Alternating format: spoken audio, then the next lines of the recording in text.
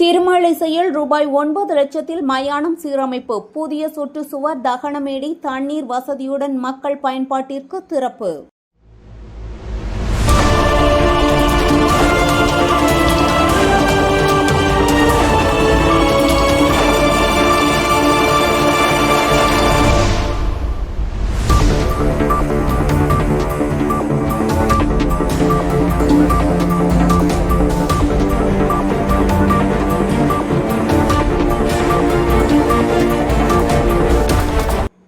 பூந்தமல்லி அடுத்த திருமழிசை பேரூராட்சிக்கு உட்பட்ட மடவிளாக்கம் பகுதியில் உள்ள மயானம் ரூபாய் 9 லட்சம் மதிப்பில் புதுப்பித்து பொதுமக்கள் பயன்பாட்டிற்கு திறந்து வைக்கப்பட்டது.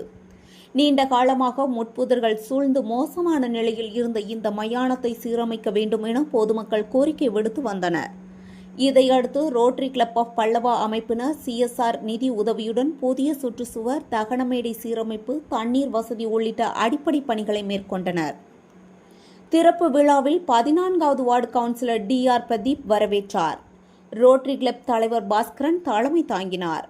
செயலாளர் பழனியப்பன், பொருளாளர் ராம்ராஜ் மோகன் மற்றும் நிர்வாகிகள் முன்னிலை வகித்தனர்.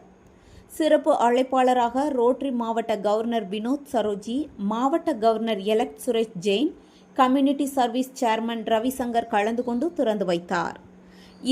இதனைத் தொடர்ந்து மயான வளாகத்தில் 100க்கும் மேற்பட்ட நிழல் தரும் மரக்கன்றுகள் நடப்பட்டன.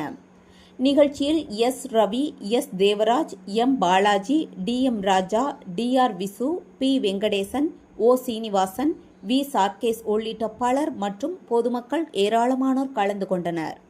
செய்தியாளர் வினோத்குமார்.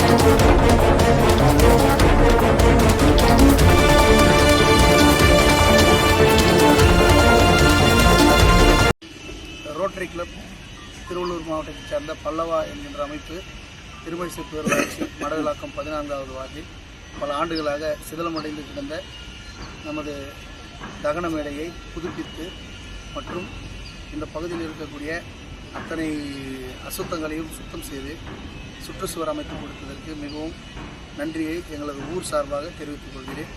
மேலும் இது போன்ற நல்ல விஷயங்களை செய்து கொடுக்கக்கூடிய ரோட்டரி கிளப் சார்ந்த அனைத்து நண்பர்களுக்கும் என்னுடைய வணக்கத்தையும் வாழ்த்துக்களையும் தெரிவித்துக் கொள்கிறேன். மேலும் எங்கள் பகுதி மிகவும் பின்தங்கிய பகுதி என்பதால் எங்கள் பகுதிக்கு லைப்ரரியும் மற்றும் குழந்தைகள் விளையாடுவதற்கு ஒரு விளையாட்டு பூங்காவும் அமைத்து தரக்கூடிய கோரிக்கையும் நான் அவர்களிடத்தில் வைத்திருக்கிறேன். மேலும் அதை அவர்கள் பரிசீலித்து உடனடியாக செய்து தருகிறேன் என்று சொல்லியிருக்கிறார்கள்.